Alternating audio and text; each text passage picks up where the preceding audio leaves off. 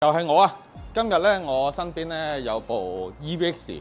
咁之前咧喺其他片咧，我哋都講過，蝦蘇咧可以有效咧減少架車好浮、好搖嘅感覺，就係正正咧呢架 EVX 需要嘅嘢啦。但係咧都唔係今日呢條片嘅重點。咁我今日咧就想同大家分享啲得意嘢。明明一架韓國車，馬來西亞嗰邊咧係冇出呢架車嘅，咁但係佢點樣做呢條蝦蘇出嚟咧？好啦，答案揭曉。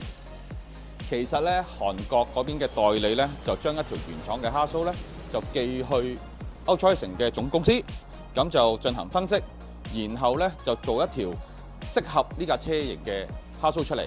聽落咧就好似好簡單，其實咧佢哋到測試數據啦、畫圖啦、做樣板啦、模擬測試啦，以至實際試車咧呢個步驟咧都好繁複嘅。